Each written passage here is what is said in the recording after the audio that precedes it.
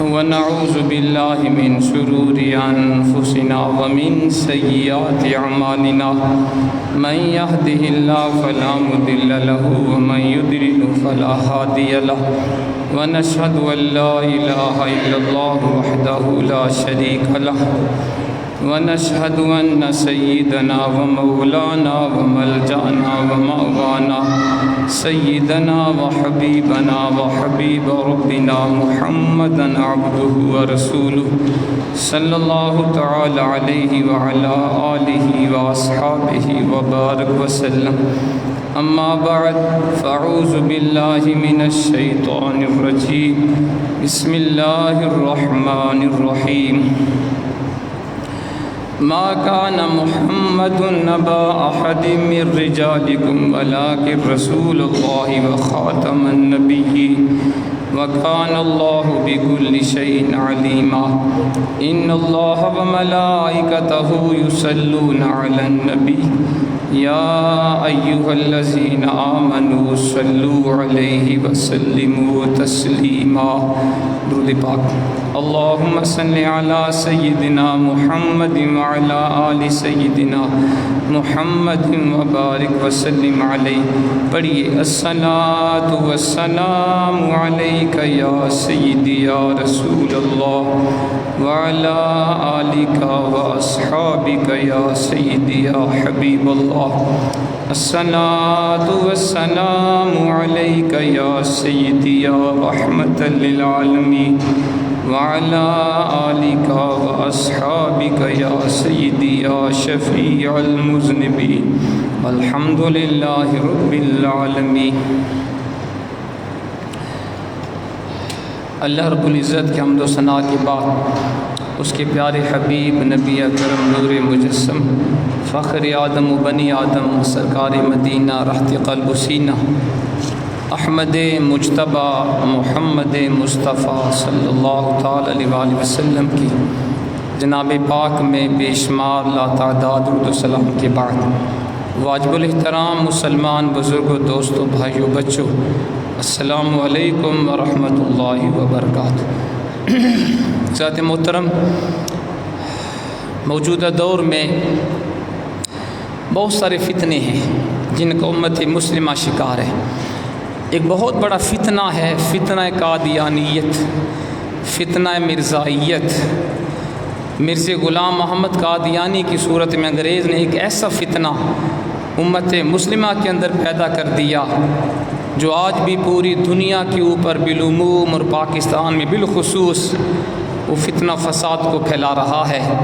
حضور کی ختم نبوت کے اوپر ڈاکہ ڈالتے ہیں، مسلمانوں کو ورگلاتے ہیں، اپنے غلط عقائد کا پرچار کرتے ہیں اور مسلمانوں کے اندر گھل مل کر ان کو اپنا آپ شو بھی نہیں کرواتے، ان کے ایمان کو خراب کرنے کی کوشش کرتے ہیں. اور پھر علماء حق، علماء ربانیین قوم کو جگاتے بھی ہیں اور جب جہاں ضرورت پڑے علماء پیش ہو کے اپنا فریضہ ادا کرتے ہیں. آپ کے علم میں ہوگا 29 مئی کو سپریم کورٹ کے اندر یہ مبارک علی ثانی کیس تھا قادیانی کا، اور جید علماء کرام وہاں پہنچے اور حضور کی ختم نبوت کے اوپر بڑے بہترین دلائل دیے.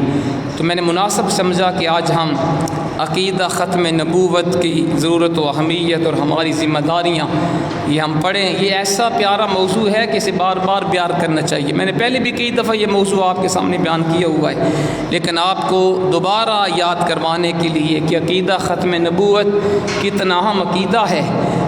ہمارے ہر بچے کو یہ عقیدہ ازبر ہونا چاہیے تاکہ کوئی قادیانی، کوئی مرزئی، کوئی بدبخت حضور کے کسی ایک امتی کے ایمان کو بھی خراب نہ کر سکے. تو آج انشاءاللہ اس کے اوپر بات ہوگی. اللہ تعالیٰ مجھے حق بات کہنے کی توفیق عطا فرمائے اور سننے اور سنانے کے بعد ہم سب کو عمل پیرا ہونے کی توفیق عطا فرمائے. نبی پاک علیہ الصلاۃ والسلام خاتم النبیین ہیں. ختم نبوت کا معنی کیا ہے؟ اس کا معنی ہوتا ہے آخری نبی. بولیں کیا؟ یہ خاتم کا معنی ہوتا ہے آخری. اب آپ کہیں گے جی کوئی آپ کے پاس دلیل ہے، تو میرے پاس دلیل ہے. سب سے پہلے لغت کی میں دلیل آپ کے سامنے پیش کر رہا ہوں. کیونکہ کسی بھی عربی ورڈ کو سمجھنے کے لیے لغت عرب کی طرف اہل عرب جاتے ہیں اور اسکالر کہتے ہیں کہ اس کا لغوی معنی بتاؤ، تو سب سے پہلے لغت کی معتبر کتاب ہے الصحاح، اس کے مصنف ہیں علامہ حماد بن اسماعیل جوہری، اور ان کا جو وفات ہے وہ 393 ہجری یا 398 ہجری ہے، یعنی چوتھی صدی ہجری کے لغت کے امام ہیں۔ یہ فتنہ انکار نبوت اور فتنہ قادیانیت سے سینکڑوں سال پہلے کے ہیں، تاکہ کوئی یہ نہ کہے جی انہوں نے جان بوجھ کے اس کا معنی غلط کیا، اس وقت یہ فتنہ تھا ہی نہیں۔ تو انہوں نے کیا معنی کیا؟ فرماتے ختم اللہ لہ بخیر و ختمت القرآن بلغت آخرہ۔ اہل عرب کہتے ہیں کہ ختمت القرآن، میں نے قرآن ختم کیا، اس کا معنی کیا ہے؟ بلغت آخرہ، میں قرآن کی آخر تک پہنچا۔ تو گویا ختم کا معنی کیا ہوا؟ آخری۔ اور آگے انہوں نے لکھا والخاتم والخاتم، دونوں کا معنی ایک ہی ہے۔ خاتمۃ الشیء آخرہ، کسی شے کے خاتمہ، ہم بھی اپنے الفاظ میں کہتے ہیں بھئی اس شے کا خاتمہ اچھا ہو، تو کہتے ہیں خاتمۃ الشیء کا معنی ہوتا ہے کسی شے کا آخر۔ اور آگے لکھا اسپیشل ومحمد علیہ الصلاۃ والسلام خاتم الانبیاء، جناب محمد مصطفیٰ علیہ الصلاۃ والسلام خاتم الانبیاء ہیں، یعنی حضور سارے انبیاء کے آخر میں تشریف لائے۔ تو یہ لغت کیا جو معتبر لغت کی کتاب الصحاح للجوہری، اس میں بھی خاتم اور ختم کا معنی ہے آخری۔ تو ہمارے آقا خاتم النبیین ہیں، مطلب کیا؟ حضور سارے انبیاء کے آخر میں تشریف۔ ایک اور بھی حوالہ سن لیں، ایک اور بڑی معتبر کتاب ہے لغت کی، لسان العرب، یہ معتبر کتب ہے لغت کی۔ اس کے مصنف کون؟ علامہ جمال الدین محمد بن مکرم ابن منظور، اور ان کی جو وفات ہے وہ 711 ہجری ہے۔ یہ 800 ہجری کے 8ویں صدی ہجری کے امام ہیں، اب یہ 15ویں صدی ہجری ہے، تو آج سے 700 سال پہلے کے امام، یہ بھی فتنہ انکار نبوت سے پہلے کے امام ہیں۔ تو آپ نے کیا معنی لکھا اس کا؟ آپ لسان عرب کے اندر فرماتے ختام الوادی اقصاہ و ختام القوم و خاتمہم و خاتمہم آخرہم، یعنی ختام الوادی کا معنی ہے آخری، وادی کا آخری کنارہ۔ اور آگے لکھا ومحمد علیہ الصلاۃ والسلام خاتم الانبیاء، جناب محمد مصطفیٰ علیہ الصلاۃ والسلام خاتم الانبیاء ہیں، یعنی حضور سارے انبیاء کے آخری نبی ہیں۔ اور آگے اسپیشل لکھا ولاکن رسول اللہ و خاتم النبیین ای آخرہم۔ امام ابن منظور لسان عرب کے اندر لکھتے ہیں جو قرآن کی آیت ہے ولاکن رسول اللہ و خاتم النبیین، رسول پاک حضور علیہ الصلاۃ والسلام اللہ کے رسول ہیں اور خاتم النبیین ہیں، فرمایا اس کا معنی آخرہم، حضور سارے انبیاء کے آخر میں تشریف لائے اور حضور آخری نبی ہیں۔ اور آگے لکھا ومن اسمائہ العاقب، کہتے ہیں حضور کے جو اسماء گرامی ہے، جو نام ہیں، ان میں ایک نام ہے العاقب، اس کا معنی ہے آخر الانبیاء، رسول پاک سارے انبیاء کے آخر میں تشریف لائے۔ تو یہ میں نے آپ کو دوسری لغت کی کتاب کا حوالہ بھی دے دیا کہ لغت کے اندر بھی خاتم کا معنی ہے آخری نبی۔ میں آپ کو انتہائی اختصار کے ساتھ سنا رہا ہوں کیونکہ ہمارے پاس وقت تھوڑا ہے، تاکہ ہم زیادہ اہم چیزیں بیان کر لیں۔ اب آئیں جی آگے۔ اب جو ختم نبوت کا عقیدہ یہ ہے کیا؟ یہ سن لیں، ختم نبوت کا عقیدہ کیا ہے؟ امت مسلمہ کا متفقہ عقیدہ ہے۔ 1300 سال سے بدقسمتی سے حضور کی امت مختلف مسالک میں بٹ گئی، ہم گروہوں میں تقسیم ہو گئے، لیکن ختم نبوت اتنا اہم عقیدہ ہے کہ 1300 سال تک امت کا اس پر اتفاق رہا ہے، کسی مسلک کا، کسی گروہ کا اس میں اختلاف نہیں رہا۔ تمام مسلمان، وہ دیوبندی ہو، بریلوی ہو، اہل حدیث ہو، شیعہ ہو، کسی مکتبہ فکر سے اس کا تعلق ہو، سب مسلمانوں کا متفق عقیدہ ہے حضرت محمد مصطفیٰ علیہ الصلوۃ والسلام اللہ تعالیٰ کے آخری نبی ہیں، اور حضور کے بعد جو شخص نبوت کا دعویٰ کرے، جو کہے میں نبی ہوں، وہ بھی اسلام سے خارج، اور جو کسی حضور کے بعد کسی اور کو نبی مانے وہ بھی مرتد ہے، اسلام سے خارج ہے، اور جو حضور کے بعد نبوت کا دعویٰ کرے وہ بھی اسلام سے خارج، اور اس کی سزا وہی ہے جو مرتد کی سزا ہے، جو حضور کے بعد کسی اور کو نبی مانے وہ بھی مرتد، اسلام سے خارج، اس کی سزا بھی وہی ہے جو مرتد کی ہے۔ اور مرتد کی سزا کیا رسول پاک نے خود بیان کی، حضور نے فرمایا من بدل الدین فاقتلوہ، او کما قال، جو بندہ اپنا دین بدل دے، جو اسلام قبول کر کے اسلام سے پھر جائے، اسے قتل کر دو، اسے زندہ رہنے کا حق نہیں ہے۔ جس کو اللہ نے سچا دین عطا کیا، جو حضور کا غلام بنا، کلمہ پڑھا، اس نے اسلام کو بدل دیا، اس کی سزا شریعت میں قتل ہے۔ لہٰذا جو حضور کے بعد کسی کو نبی مانے اس کی سزا بھی قتل ہے، جو حضور کے بعد نبوت کا دعویٰ کرے اس کی سزا بھی قتل ہے۔ یہ امت کا متفق عقیدہ میں نے سنا دیا۔ اب آئیں خاتم النبیین، یہ اتنا پختہ عقیدہ ہے، یہ قرآن سے بھی ثابت ہے، یہ حدیث پاک سے بھی ثابت ہے، لغت عرب سے بھی ثابت ہے، علماء اسلام کے اجماع سے بھی ثابت ہے، اس میں کسی مسلمان کا اختلاف نہیں رہا۔ قرآن پاک کی 20 بلکہ سینکڑوں آیات ہیں جو حضور کی خاتم النبیین کو بیان کر رہی ہیں، اور حضور علیہ الصلوۃ والسلام کے سینکڑوں آپ کے فرامین ہیں۔ احادیث صحیحہ کے اندر بھی ختم نبوت کا عقیدہ بیان کیا گیا ہے، اور یہ بات سن لیجئے، یہ ختم نبوت کا عقیدہ یہ ضروریات دین میں سے ہے۔ ضروریات دین وہ ہوتی ہیں جن کو ماننا اسلام قبول کرنے کے لیے ضروری ہے۔ جو بندہ کسی ایک ضروریات دین کا بھی انکار کرے اسلام سے خارج ہوتا ہے۔ جیسے اللہ کو ایک ماننا یہ فرض ہے، جو اللہ کو ایک نہ مانے اسلام سے خارج۔ رسول پاک کو اللہ کا سچا نبی ماننا بھی فرض ہے، حضور کو نبی نہ مانے وہ مسلمان نہیں ہو سکتا۔ سارے انبیاء کے اوپر ایمان لانا، ساری کتابوں کے اوپر ایمان لانا، قیامت کے دن کے اوپر ایمان لانا، یہ فرشتوں کے اوپر ایمان لانا، یہ ضروریات دین میں سے ہے۔ جو بندہ ایک شے کا بھی انکار کر دے وہ اسلام سے خارج ہے۔ اسی طرح نبی پاک علیہ الصلوۃ والسلام کو آخری نبی ماننا یہ بھی ضروریات دین میں سے ہے۔ جو حضور کو آخری نبی نہ مانے وہ مرتد ہے، اسلام سے خارج ہے۔ اب سنیں جی، جو میں نے قرآن پاک کی آیت آپ کے سامنے پڑھی شروع میں، وہ بڑی مشہور آیت ہے، سورۃ الاحزاب، یہ 22 پارہ ہے، 22واں پارہ ہے، اس کی آیت نمبر 40 ہے، مشہور آیت ہے۔ اللہ کریم فرماتا ہے ما کان محمد نبا احد من رجالکم ولکن رسول اللہ وخاتم النبیین وکان اللہ بکل شیء علیما۔ فرمایا حضرت محمد مصطفیٰ علیہ الصلوۃ والسلام تمہارے مردوں میں سے کسی کے باپ نہیں ہیں، بلکہ وہ اللہ کے رسول ہیں اور خاتم النبیین ہیں۔ یہ قرآن بیان کر رہے ہیں حضور کی شان کیا ہے۔ حضور تمہارے مردوں میں سے کسی کے باپ نہیں ہیں، وہ اللہ کے رسول ہیں، وہ خاتم النبیین، فرمایا میرا حبیب خاتم النبیین ہے۔ حضور یعنی سارے انبیاء کے آخر میں تشریف لائے۔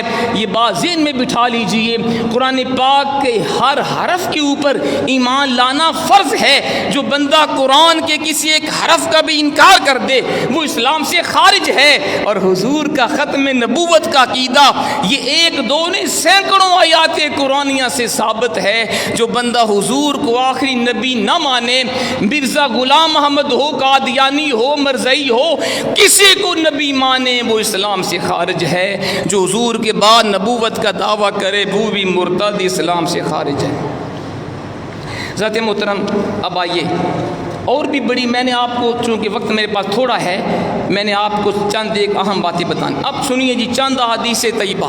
اللہ کے حبیب کے بے شمار فرامین ہیں. جو سیاہ ستہ کی جو 6 کتب حدیث ہیں نا، جن کو سیاہ ستہ کہتے ہیں، جو اتھینٹک بکس ہیں جن کو ہر مسلمان مانتا ہے، ان میں سے چند حدیث طیبہ میں آپ کے سامنے پیش کر رہا ہوں. پہلی حدیث، نبی پاک علیہ الصلوۃ والسلام نے فرمایا ان مثلی و مثل الانبیاء من قبلی کمثل رجل بنا بیتا فاحسنہ واجملہ الا موضع لبنہ من زاویہ فجعل الناس یطوفون به ویعجبون له ویقولون حلا بدعت هذه اللبنہ فانا اللبنۃ وانا خاتم النبیین کما قال. یہ حدیث جو ہے اس کو امام بخاری نے بیان کیا، امام مسلم نے روایت کیا، امام ترمذی نے روایت کیا، امام ابو داؤد نے روایت کی. یہ چاروں سیاہ ستہ کی کتب کے مصنفین ہیں جنہوں نے سیاہ ستہ کے اندر اس حضور کے فرمان کو روایت کیا.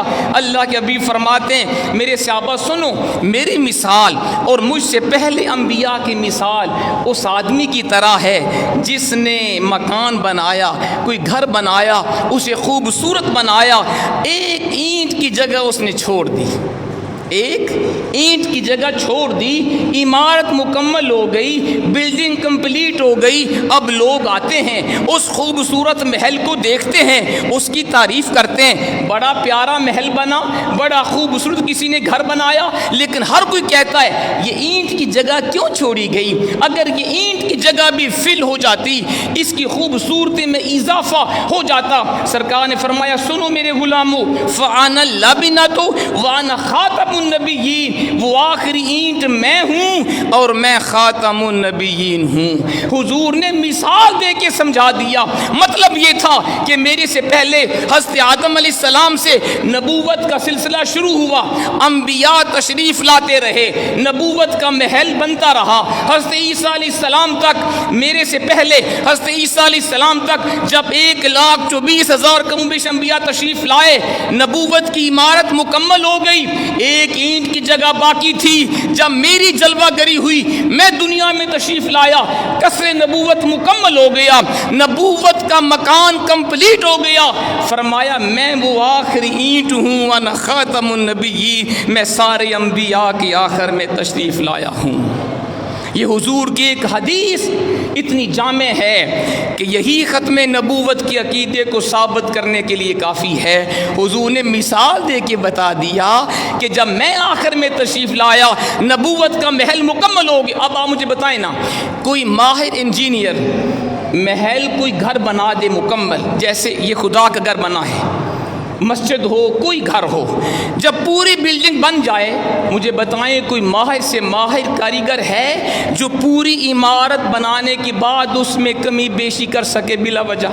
نہیں. ہاں ایک صورت ہے جب عمارت پوری ہو جائے اس میں کوئی کمی بیشی نہیں کر سکتا. اب ایک ہی صورت ہے، حضور تشریف لائے، نبوت کا محل مکمل ہو گیا. اب ایک ہی صورت ہے، اگر کسی اور کو نبوت کے محل میں داخل کیا جائے تو صورت یہ بنے گی کہ کسی ایک نبی کو وہاں سے نکالنا پڑے گا، مرزا غلام محمد کو اس نبوت کے محل میں داخل کرنا پڑے گا. تو کیا کوئی کلمہ گو یہ چاہتا ہے، یہ گوارا کر سکتا ہے انبیاء میں سے کسی نبی کو نکال کے مرزا غلام محمد کو وہاں پہ رکھا جائے؟ بولیے، کوئی مسلمان یہ گوارا نہیں کر سکتا. حضور تشریف لائے، نبوت کا محل مکمل ہو گیا. اب کسی مرزا غلام محمد یا کسی بدبخت کے پاس یہ حق نہیں وہ کہے میں بھی نبی ہوں. ارے جب حضور فرما دیں میں آخری نبی ہوں، نبوت کا محل مکمل ہو گیا، اب کسی کے پاس یہ جرت نہیں ہے اور حق نہیں ہے وہ حضور کی بعد بھی نبوت کا دعویٰ کرے. جو دعویٰ کرے گا وہ قرآن و حدیث کے مطابق واجب القتل ہے، اس کی سزا موت ہے اسلام کے اندر. اور سنیں ایک اور حضور کا فرمان، آپ نے فرمایا فضلت علی الانبیاء بست، مجھے انبیاء کے اوپر 6 چیزوں سے فضیلت دی گئی. نمبر 1، اللہ نے مجھے جوامع الکلم دیے، الفاظ تھوڑے معنی مطالب زیادہ. نمبر 2، اللہ نے روب کے ذریعے میری مدد کی. نمبر 3، اللہ نے میرے لیے مال غنیمت کو حلال کیا. نمبر 4، اللہ نے پوری روح ضمیر میرے لیے مسجد بنا دی. نمبر 5، اللہ نے مجھے ساری مخلوق کی طرف رسول بنا کے بھیجا. اور چھٹی فضیلت حضور نے خود بیان کی, فرمایا وختم بی النبیون, اللہ نے میری اوپر نبوت کا دروازہ بند کر دیا. اللہ نے میرے تشریف لانے پر نبوت کو ختم کر دیا. یہ حدیث مسلم کے اندر, ترمذی, ابن ماجہ, یہ بھی تینوں کتابیں سیاستہ کی کتابیں ہیں اور معتبر کتب حدیث ہیں. تو گویا حضور نے خود فرما دیا اللہ نے مجھے 6 چیزوں میں فضیلت دی, اور چھٹی شے یہ ہے جب میں دنیا میں تشریف لایا نبوت کا دروازہ بند ہو گیا, اب میرے بعد قیامت تو کوئی نبی نہیں آ سکتا. تیسری حدیث, حضرت صوبان اس حدیث کے راوی ہیں, کہتے ہیں رسول پاک نے بتا دیا. حضور جانتے تھے نا کہ مرزے کی طرح کے کئی بدبخت آئیں گے, مسلمہ کذاب آئے گا, فاطمہ کی طرح کی کئی سرپھری خاتون بھی, عورتیں بھی نبوت کا دعویٰ کریں گے. حضور جانتے تھے, آپ نے پہلے بتا دیا تھا. 1400 سال پہلے حضور نے فرمایا میرے غلاموں سے آبا سنو, وَأَنَّهُ سَيَكُونُ فِي أُمَّتِي كَذَّابُونَ ثَلَاثُونَ كُلُّهُمْ يَزْعَمُ أَنَّهُ نَبِيٌّ وَأَنَا خَاتَمُ النَّبِيِّينَ لا نبی آبادی. سرکار نے فرمایا لوگوں سنو, میری امت میں 30 جھوٹے بندے آئیں گے. میری امت میں 30 جھوٹے بندے آئیں گے, ہر ایک نبی ہونے کا دعویٰ کرے گا, لیکن تم نے بہکنا نہیں ہے, تم نے کسی کی باتوں میں آ کے اپنے ایمان کو بیچنا نہیں ہے. سرکار نے فرمایا وَأَنَا خَاتَمُ النَّبِيِّينَ لا نبی آبادی, میں سب سے آخری نبی ہوں, میرے بعد قیامت تک کوئی نبی نہیں آئے گا. یہ حدیث سنن ابی داؤد کے اندر موجود ہے جو سیاستہ کی کتاب ہے. اور پھر علامہ ابن کثیر نے, محدثین نے, مفسرین نے, مورخین نے آگے حدیث کی شروع میں لکھا, آپ نے فرمایا جو حضور کی بات نبوت کا دعویٰ کرے فَهُوَ كَذَّابٌ, وہ جھوٹا ہے, افاکن, بہتان لگانے والا ہے, دجالن, وہ مکر و فریب والا ہے, ضالن, گمراہ ہے, مدلن, گمراہ کرنے والا ہے. علامہ آلوسی نے لکھا, یہ بہت بڑے مفسر قرآن ہیں, روح المعانی ان کی تفسیر ہے. آپ نے فرمایا جو حضور کے بعد نبوت کا دعویٰ کرے فَيُكْفَرُ, وہ کافر ہے, مدعی خلافہ, جو حضور کے بعد نبوت کا دعویٰ کرے وہ اسلام سے خارج ہو گیا, وہ مرتد ہو گیا. وَيُقْتَلُ إِنْ أَسَرَّ, اگر وہ باز نہ آئے اسے قتل کر دیا جائے. یہ اسلامی پنشمنٹ ہے, یہ اسلامی سزا ہے. جو رسول پاک کے بعد نبوت کا دعویٰ کرے وہ واجب القتل ہے, اسے زندہ رہنے کا حق نہیں ہے. یہ ہماری گورنمنٹ کی کمزوری ہے, ہمارے مسلمان حکمرانوں کی کمزوریاں ہیں کہ وہ چونکہ یورپ کے غلام ڈرتے ہیں اس لیے وہ قادیانیوں کو قتل نہیں کرتے, ورنہ یہ قادیانی زندہ رہنے کا حق نہیں ان کے پاس. جو علل اعلان کہے کہ مرزا نبی ہے, جو قرآن کی آیات کو مرزے کے اوپر چسپا کریں, اور جو کہیں فقط مرزائی مسلمان ہیں باقی 2.25 مسلمان کافر ہیں, ان کو زندہ رہنے کا حق نہیں ملنا چاہیے. اور یہ علماء نے بھی یہی بیان کیا ہوا ہے. حضرت محترم, یہ میں نے چند ایک دلائل آپ کے سامنے پیش کی, نقلی دلائل. اب سنیں عقلی دلائل بھی ہیں ختم نبوت کے اوپر, لاجک بھی ہے ہمارے پاس, ریزن بھی ہے, عقلی دلائل آرگومنٹس بھی ہیں جو عقل بھی مانتی ہے. مثلا حضور کی نبوت قیامت تک کے لیے ہے, بولیں ہے کہ نہیں؟ حضور کی نبوت بولیں قیامت تک کے لیے ہے, کیونکہ حضور مجھے بتائیں نا کلمہ شریف کا معنی کیا ہے؟ لا الہ الا اللہ محمد رسول اللہ, اللہ کی سوا کوئی معبود نہیں, حضرت محمد علیہ السلام اللہ کے رسول ہیں. کبھی کس نے کہا کہ رسول تھے؟ بولیں حضور اللہ کے رسول ہیں یا تھے؟ بولو نا یار. ہیں, آج بھی ہیں, قیامت تک ہیں. جب رسول پاک کی نبوت قیامت تک کے لیے, اور مجھے بتائیں جو قرآن پاک ہے کیا یہ قیامت تک کے لیے رشد و ہدایت کی کتاب ہے یا نہیں ہے؟ قرآن بھی قیامت تک کے لیے, قرآن کے بعد کوئی آسمانی کتاب نہیں آئے گی. ارے اسلام بھی قیامت تک کے لیے, کوئی دنیا کی طاقت یہ جتنا مرضی یورپ والے قرآن جلاتے رہیں, جتنا مرضی قرآن کی توہین کرتے رہیں, یہ تو ہمارا امتحان ہے مسلمانوں کا, ہم کیا کرتے ہیں. ورنہ قرآن کو کوئی مٹا نہیں سکتا, قرآن کو کوئی ختم نہیں کر سکتا, اسلام کو کوئی ختم نہیں کر سکتا, رسول پاک کو کوئی مٹا نہیں سکتا, کیونکہ قرآن بھی قیامت تک کے لیے رشد و ہدایت کی کتاب ہے. ہمارا اسلام اسلام بھی قیامت تک کے لیے، دین اسلام ہے، ہمارے پیارے آقا کی نبوت بھی قیامت تک کے لیے ہے، تو پھر مجھے بتائیں کسی اور نبی کی ضرورت ہے؟ بولیں نہیں ہے ضرورت۔ جب حضور کی نبوت قیامت تک کے لیے، قرآن قیامت تک کے لیے، رسول ہدایت کی کتاب اسلام قیامت تک کے لیے، تو کسی نئے نبی کی ضرورت ہی نہیں ہے، عقل بھی مانتی ہے۔ نمبر دو، دوسری بات سنیں، نبی کی ذات یہ کفر و ایمان کی کسوٹی ہوتی ہے۔ نبی کی ذات سٹینڈرڈ ہوتا ہے، معیار ہوتا ہے کفر و اسلام کا۔ جب نبی دنیا میں تشریف لاتا ہے تو نبی کو ماننے والے مسلمان ہوتے ہیں اور نبی کا انکار کرنے والے کافر ہوتے ہیں۔ کیوں جیسی بات ہے کہ نہیں؟ بولے نا۔ کوئی بھی نبی دنیا میں تشریف لائے، اس کے اوپر ایمان لانا پوری امت کے اوپر جو اس وقت ہے فرض ہے۔ جو نبی پر ایمان لائے وہ ہوگا مسلمان، جو نبی کا انکار کرے وہ کیا ہوگا؟ کافر ہوگا۔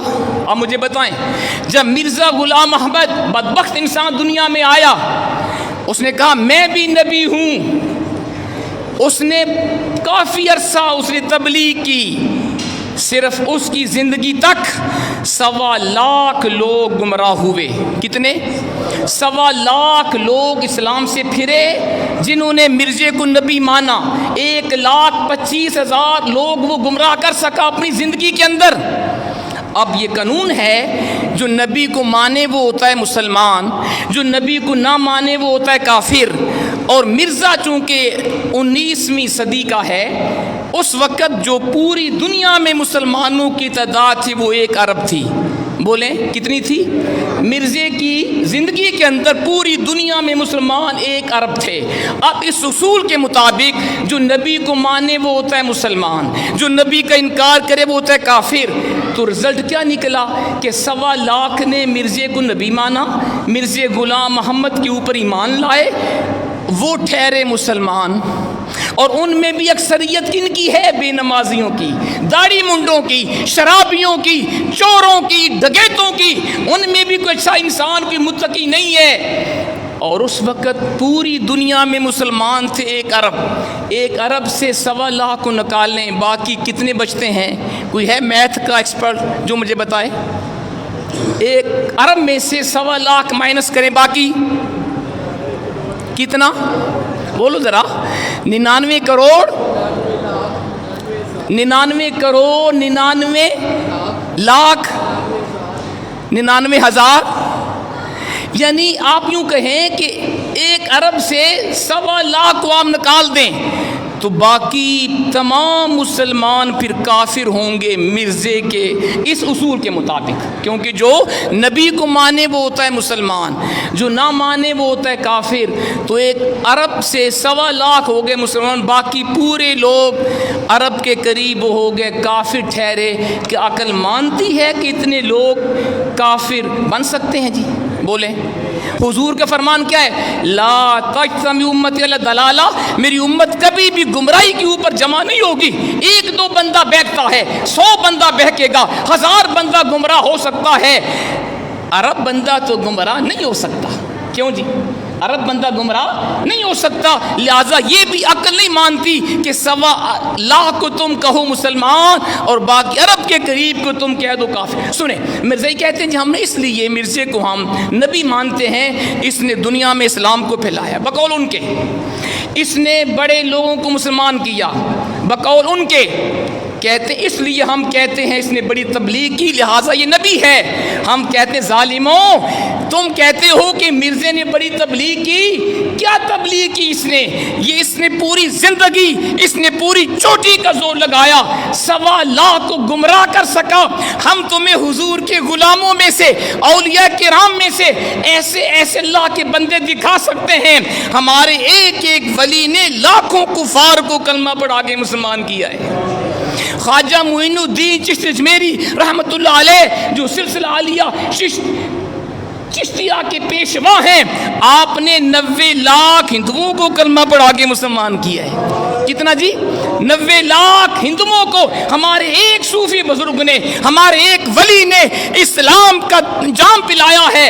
اور بھی کئی مثالیں ہیں، لیکن کسی ولی نے نبوت کا دعویٰ نہیں کیا۔ کیوں جی؟ کسی ولی نے نبوت کا دعویٰ نہیں کیا، ہر ایک نے کہا میں حضور کے غلاموں میں سے ادنا غلام ہوں، اسی کو اپنے لیے شرف سمجھا۔ تو یہ تو کوئی بات نہ ہوئی کہ جو بندہ تبلیغ زیادہ کرے وہ کہے میں نبی ہوں، یہ بھی عقل نہیں مانتی۔ ذات محترم، اب آ جائیں مرزے کے زندگی کے اندر، اور اس کے علاوہ بھی میرے پاس بہت سارے حدیث ہیں، لیکن وقت نہیں ہے۔ اللہ کے حبیب نے حضرت عیسیٰ علیہ السلام کے بارے سارا بتایا۔ مرزے نے کئی دفعہ دعویٰ کیا، کبھی کہا میں مسیح موعود ہوں، میں حضرت عیسیٰ ہوں، مختلف 35 نے بدلے، جبکہ حضور نے حضرت عیسیٰ کے بارے بتا دیا۔ عیسیٰ بن مریم آئیں گے قیامت سے پہلے، حضور نے نام بھی بتا دیا عیسیٰ کا، مرزا کا نام بھی عیسیٰ نہیں ہے۔ حضور نے عیسیٰ کی والدہ کا نام بھی بتا دیا، عیسیٰ بن مریم، مرزے کی ماں کا نام بھی مریم نہیں ہے۔ حضور نے حضرت عیسیٰ کے کارنامے بھی بتا دیے، جب وہ قیامت سے پہلے آئیں گے وہ کیا کریں گے، حاکم ہوں گے، عادل ہوں گے، صلیب کو توڑیں گے۔ اور مرزا غلام محمد تو ساری زندگی ملکہ برطانیہ کا جوری چو غلام رہا، یہ تو ملکہ برطانیہ کی تعریف میں پمفلٹ لکھتا رہا، یہ تو اس کے چندے کے اوپر پلتا رہا۔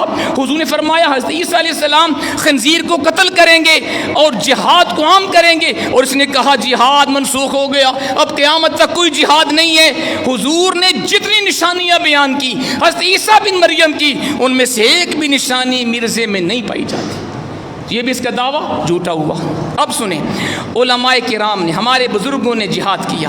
مرزا غلام محمد جب زندہ تھا، اس نے ایک دفعہ چیلنج کیا تھا علماء کو، کہا آؤ میرے ساتھ مقابلہ کرو، میں کہتا ہوں میں نبی ہوں، تم نہیں مانتے، آؤ میرے ساتھ سورہ فاتحہ کی تفسیر لکھو، جس کی تفسیر، جس کی ہینڈ رائٹنگ زیادہ بیوٹیفل ہو، جس کی لکھائی زیادہ خوبصورت ہو، جو زیادہ اچھی تفسیر لکھے وہ سچا ہوگا۔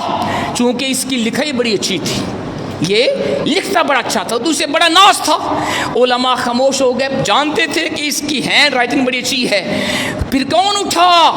گولرا شریف کا پیر مہر علی شاہ صاحب اٹھے، تاجدار گولرا اٹھے، فرمایا بدبخت، تم نے کہا ہے کہ میں نبی ہوں اور تم کہتے ہو دلیل یہ ہے، میں لکھائی بڑی اچھی ہے، سورہ فاتحہ لکھنے کا مقابلہ کرو۔ فرمایا مہر علی کو تمہارا چیلنج منظور ہے، میں مناظرہ کرنے کو تیار ہوں، لیکن سن، یہ کوئی کمال نہیں کہ تم بھی اپنے ہاتھوں سے لکھو اور میں بھی اپنے ہاتھوں سے، یہ کمال نہیں۔ فرمایا کمال یہ ہے، یہ مناظرہ سر عام ہوگا، اور کہاں بھی ہوگا؟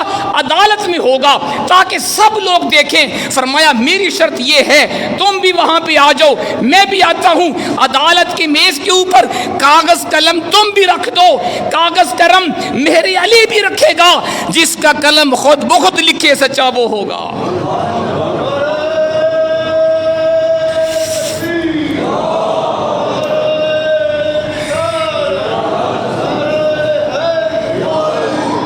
فرمایا جس کا قلم خود بخود لکھے سچا وہ ہوگا۔ اس ظالم یہ سمجھ گیا کہ پیچھے کوئی بات ہے، یہ مقابلے کو نہیں آیا، بھاگ گیا۔ کسی نے پوچھا بعد میں سید پیر مہر علی شاہ صاحب، حضور اتنا بڑا دعویٰ کیا آپ نے کہ سچا وہ ہوگا جس کا قلم خود لکھے گا، یہ تو اچھا ہوا مرزا بھاگ گیا۔ حضور یہ تو بتا دیں اگر وہ آپ کے مقابلے میں آ جاتا تو آپ کا قلم خود کیسے لکھتا؟ اب سنیں ولی کا جواب۔ پیر سید مہر علی شاہ صاحب رحمہ اللہ نے فرمایا لوگوں، میں نے اپنی قوت کے اوپر یہ اتنا بڑا دعویٰ نہیں کیا تھا، جب اس بد نصیب نے میرے آقا کی ختم نبوت کے اوپر ڈاکہ ڈالا، اس نے اتنا بڑا چیلنج کیا، تو میرے جد امجد حضور غوث پاک شیخ عبد القادر جیلانی میری خام میں تشریف لائے۔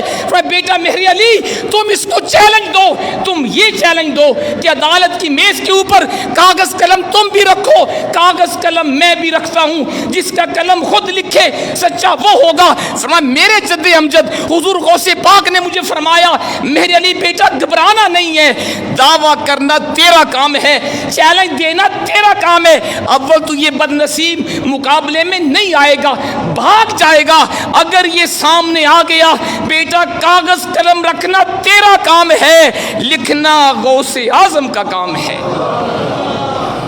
یہ آپ کی شان ہے۔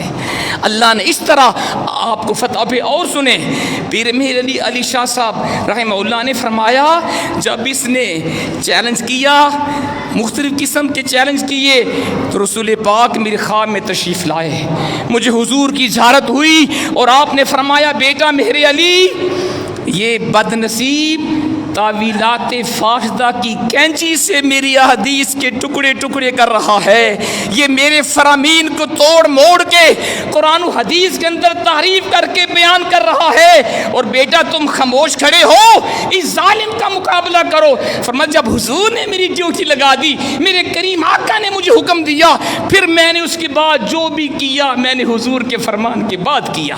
اس کے بعد میں نے کتاب لکھی، آپ نے کتاب پھر تصنیف کی شمس الہدایہ فی حیات المسیح، ایک اور کتاب آپ نے مرزے کے جواب میں لکھی سیف چشتیائی، ایک اور دعویٰ پھر پیر صاحب نے کیا۔ فرمایا پہلے چیلنج تم نے کیا تھا، اب تمہیں چیلنج میں کر رہا ہوں، تم بھاگ گئے، تم میدان میں نہیں آئے، میرا دوسرا چیلنج یہ ہے آؤ لاہور میں آ جاؤ، بادشاہی مسجد کے مینار کے اوپر دونوں چڑھتے ہیں، دونوں اکٹھے نیچے چھلانگ ماریں گے، جو زندہ بچ گیا وہ سچا ہوگا، جو مر جائے گا جھوٹا ہوگا۔ سمجھے کہ نہیں آپ بات؟ آپ کو شاید بات کی سمجھ نہیں آئی۔ فرمایا بادشاہی مسجد کے مینار کے اوپر تم بھی چڑھو میں بھی چڑھتا ہوں، اکٹھے نیچے چھلانگ ماریں گے، جو سچا ہوگا بچ جائے گا، جو جھوٹا ہوگا وہ واصل جہنم ہو جائے گا۔ پھر بھی یہ بھاگ گیا، چونکہ جھوٹ کا سر پیر نہیں ہوتا۔ اس کے بعد بھی یہ سلسلہ آج تک جاری ہے، جب بھی مرزائی میدان میں آئے حضور کے غلاموں نے جواب دیا۔ ایک اور بات بھی سن لیں، میرے شیخ حضور ضیاء الامت جسٹس پیر محمد کرم شاہ صاحب الازہری رحمۃ اللہ علیہ نے 1988 کا واقعہ آپ کو سنا رہا ہوں، جب جنرل ضیاء الحق صاحب صدر تھے اور اس نے شریعت کورٹ بنائی تھی، پیر صاحب اس میں جسٹس تھے، اور اس وقت 1988 کے اندر ایمنسٹی انٹرنیشنل کے اندر قادیانیوں نے ایک درخواست دی تھی، کہا تھا پاکستان میں ہمارے حقوق چھینے جا رہے ہیں، ہمیں قتل کیا جا رہا ہے، ہماری عبادت گاہیں بھی محفوظ نہیں، ہمیں کوئی حق نہیں دیا جا رہا۔ تو جب یہ پراپیگنڈا کیا تو پھر وہاں سے یہ پیغام آیا اور صدر جنرل ضیاء الحق نے پیر صاحب کا انتخاب کیا کہ جناب آپ جائیں جنیوا میں جائیں، وہاں پہ UN کا ہیومن رائٹس کا سب کمیشن تھا، اس کا اجلاس ہونا تھا، پوری دنیا سے سکالرز نے، عیسائیوں نے، یہودیوں نے، مسلمانوں نے آنا تھا اور ان کے اعتراضات کا جواب پیش کرنا تھا۔ جنرل ضیاء الحق نے پیر صاحب کا انتخاب کیا، حضور آپ جائیں، حضور کی ختم نبوت کے اوپر پہرا دیں۔ پیر صاحب نے فرمایا میں حضور کی عزت کے لیے، حالانکہ میں کبھی باہر نہیں گیا، اس طرح مجھے کوئی ایکسپیرینس تھا نہیں، میں وہاں پہنچا اور جو آپ نے دلائل دیے، ہمارے پاس وقت تھوڑا ہے، میں تھوڑا سا آپ کے وقت زیادہ لوں گا لیکن یہ بات اہم ہے، میں انتہائی شارٹ کٹ آپ کو سنا رہا ہوں۔ آپ فرمایا جب میرا وہاں پہ اسکالرز کے ساتھ ہم کلامی ہوئی، میں نے پہلی دلیل یہ دی، میں نے کہا دیکھیں جناب، دنیا کے اندر امتوں کے جدا جدا ہونے کے مختلف اسباب ہیں، لوگ امتیں جدا ہوتی ہیں رنگ و نسل کی بنیاد پر، وطن کی بنیاد پر، زبان کی بنیاد پر، قوموں کے اندر فرق ہوتا ہے، لیکن دین کے اندر جو قومیں جدا ہوتی ہیں ایک دوسرے سے، اس کا سبب ایک ہی ہے، وہ یہ ہے جو قوم جس نبی کا کلمہ پڑھتی ہے اس کے ساتھ اس کا گہرا تعلق ہوتا ہے، وہ اگرچہ دوسرے انبیاء کو بھی مانے پھر بھی وہ اسی نبی کی امت شمار ہوتی ہے جس کا اس نے کلمہ پڑھا ہوتا ہے۔ جیسے آپ میں نے ان سے کہا کہ جیسے ہم مسلمان ہیں، ہم نے اللہ کے حبیب کا کلمہ پڑھا، ہم مسلمان ہیں، حالانکہ ہم حضرت موسیٰ کو بھی مانتے ہیں، ہم حضرت عیسیٰ کو بھی مانتے ہیں، ہم سارے انبیاء کو برحق مانتے ہیں، لیکن ہم عیسائی نہیں ہیں، ہم یہودی نہیں ہیں، ہم مسلمان ہیں، کیونکہ جو ہمارا تعلق رسول پاک کے ساتھ ہے وہ کسی اور سے نہیں ہے۔ پھر آپ نے بتایا ان کو جس طرح آپ یہودی ہیں، آپ حضرت موسیٰ علیہ السلام کی امت میں سے ہیں، حالانکہ آپ حضرت عیسیٰ کو بھی مانتے ہیں لیکن آپ عیسائی نہیں ہیں، جیسے عیسائی حضرت عیسیٰ علیہ السلام کی امت ہیں، حالانکہ وہ حضرت موسیٰ کو بھی مانتے ہیں لیکن وہ یہودی نہیں ہیں۔ فرمایا اسی طرح جب مرزا غلام احمد آیا، اس نے نبوت کا دعویٰ کیا، جس نے اس کو نبی مانا وہ مرزے کی امت ہوگی، اس کا حضور کے ساتھ کوئی رشتہ نہیں ہوگا۔ وہ حضور کی امت نہیں کہلا سکتی، کیونکہ آج کل قادیانی اسلامی لباس اوڑھ کے مسلمانوں کے لباس میں آ کے وہ مسلمانوں کو گمراہ کر رہے ہیں۔ تو فرمایا یہ قادیانی ہو سکتے ہیں، ان کو مرزائی کہا جا سکتا ہے، مسلمان نہیں کہا جا سکتا۔ جیسے مسلمانوں کو عیسائی کہنا جائز نہیں، مسلمانوں کو یہودی کہنا جائز نہیں، اسی طرح قادیانیوں کو مسلمان کہنا بھی جائز نہیں ہے۔ کتنی پیاری دلیل ہے، عقلی دلیل۔ ایک اور آپ نے، میں نے دوسری دلیل ان کو یہ دی، کہا جی کہ تم ان کو مارتے ہو، قادیانیوں کے اوپر پاکستان نے ان کو کافر ڈکلیئر کیا ہوا ہے۔ پیر صاحب نے فرمایا، میں نے کہا کفر کا آغاز ہم نے نہیں کیا، کفر کا آغاز مرزا غلام محمد نے کیا تھا۔ اور فرمایا میرے پاس کچھ کتابیں ہیں، اس نے اپنی کتابوں کے اندر لکھا جو مجھے نبی مانے وہ مسلمان ہے، جو مجھے نبی نہ مانے وہ کافر ہے۔ فرمایا ہم تمہیں دکھاتے ہیں، مرزا کی کتابوں کے اندر یہ عبارتیں ہیں، جو مجھے نبی مانے وہ مسلمان، جو نبی نہ مانے وہ غیر مسلم۔ فرمایا مرزائی قادیانی بھی یہی کہتے ہیں کہ ہم مسلمان ہیں، باقی عرب لوگ مسلمان نہیں ہیں۔ فرمایا سنیں، یہ بھی آن دی ریکارڈ بات ہے، قائد اعظم محمد علی جناح کا جب انتقال ہوا، جو بانی پاکستان تھے، تو ان کا وزیر خارجہ قادیانی تھا، جس کا نام تھا سر ظفر اللہ خان۔ آپ نے شاید نام سنا ہوگا۔ قائد اعظم کے جنازے کے اوپر لاکھوں لوگ شامل ہوئے، یہ سر ظفر اللہ خان وہاں موجود تھا، قائد اعظم کا جنازہ نہیں پڑھا۔ یہ پیر صاحب یہودیوں عیسائیوں کو دلائل وہاں پہ پیش فرما رہے تھے۔ فرمایا سر ظفر اللہ خان جو وزیر خارجہ تھا، جنازہ نہیں پڑھا۔ صحافیوں نے پوچھا جناب آپ وزیر خارجہ ہیں، آپ نے قائد اعظم بانی پاکستان کا جنازہ کیوں نہیں پڑھا؟ اس نے آن ایئر کہا، میڈیا کے اوپر کہا، اس نے کہا سنو، اگر قائد اعظم غیر مسلم تھے، کافر تھے، تو میں ان کی کافر حکومت کے اندر مسلمان وزیر خارجہ ہوں، اور اگر قائد اعظم مسلمان تھے تو میں ان کی حکومت میں کافر وزیر خارجہ ہوں، میں ان کا جنازہ کیوں پڑھتا؟ یہ ہے قادیانی جو اپنے سوا کسی کو مسلمان نہیں کہتے، وہ کہتے جو مرزا کو نبی مانے وہ مسلمان، جو مرزا کو نبی نہ مانے کافر۔ آپ نے فرمایا میں تمہیں دکھاتا ہوں، کفر کا آغاز مرزا نے کیا ہے، ہم نے بعد میں کفر کا فتویٰ لگایا ہے۔ تیسری بات آپ نے فرمایا ان کو، تم کہتی ہو جی کہ ہمارے پاکستان کے اندر ہمیں حقوق نہیں ملتے، ہمیں عبادت نہیں کرنے دی جاتی، ملازمتوں کے دروازے بند ہیں، ہمیں قتل کیا جاتا۔ فرمایا یہ سب تم جھوٹ بولتے ہو۔ فرمایا ہم تمہیں دکھا سکتے ہیں پاکستان کے اندر قادیانیوں کو پورے حقوق حاصل ہیں، سکولوں کے اندر، کالجز کے اندر، یونیورسٹیز کے اندر ان کے طلباء بھی پڑھ رہے ہیں، ان کے ٹیچرز پڑھا رہے ہیں۔ ہم تمہیں دکھا سکتے ہیں پاکستان کا جو سب سے اہم شعبہ ہے دفاعی شعبہ، ڈیفنس کا ڈپارٹمنٹ، اس کے اندر بری فوج کے اندر، بحری فوج کے اندر، ہوائی فوج کے اندر کلیدی عہدوں پہ قادیانی موجود ہیں۔ فرمایا آپ پاکستان میں آ کے چیک کر لیں، جو اعلیٰ جو انٹیلیجنس سب سے حساس ادارہ ہے اس کے اندر بھی قادیانی ہیں۔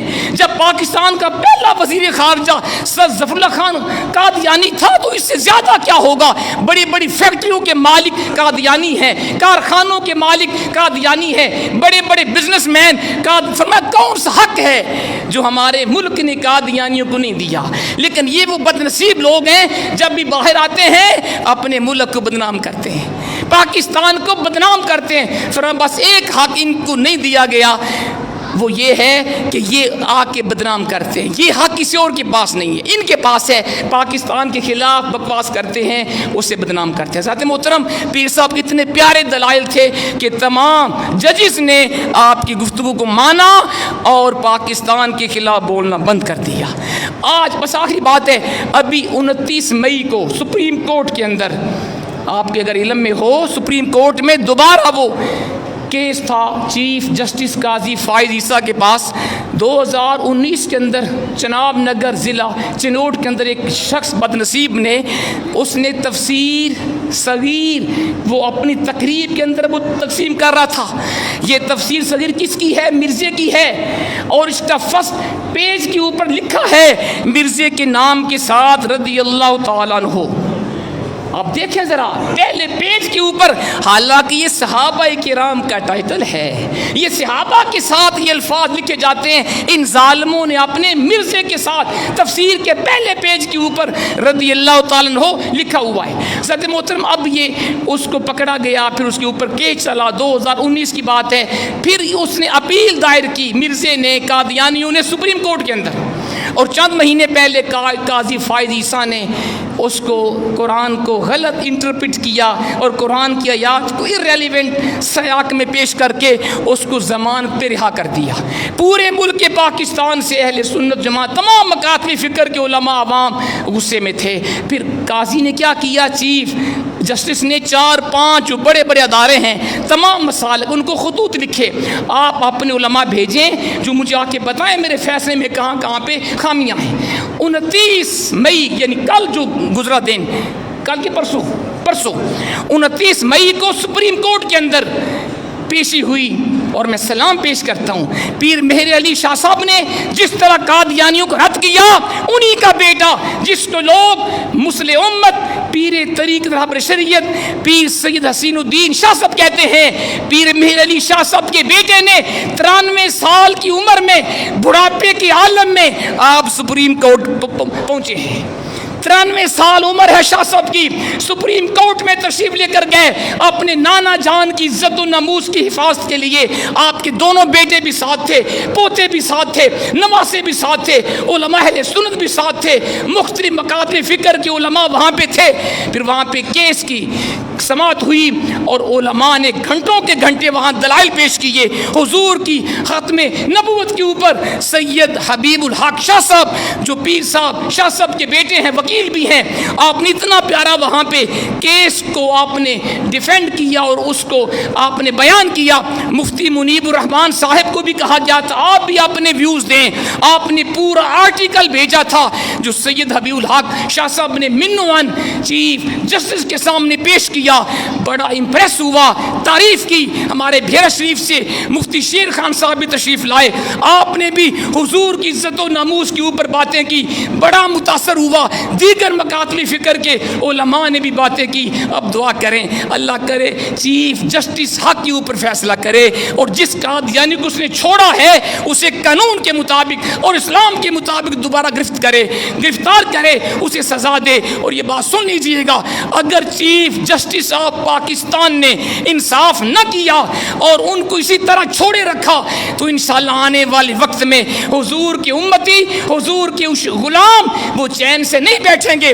ہم اپنی جان، مال، عزت و آبرو ہر شے اپنے آقا کی ختم نبوت کے اوپر قربان کر دیں گے۔ بتائیں جی کون کون تیار ہے؟ کون کون اپنے آقا کی عزت و ناموس کے اوپر اپنی جان، مال، عزت و آبرو ہر شے قربان کرنے کا وعدہ کر رہا ہے؟ ہم سب یہ وعدہ کرتے ہیں کہ چیف جسٹس صاحب اللہ نے آپ کو عہدہ دیا، اسلام کے مطابق، پاکستانی قانون کے مطابق آپ نے صحیح فیصلہ کرنا ہے۔ اگر آپ نے فیصلہ نہ کیا حضور کا ایک بھی غلام چین سے نہیں بیٹھے گا۔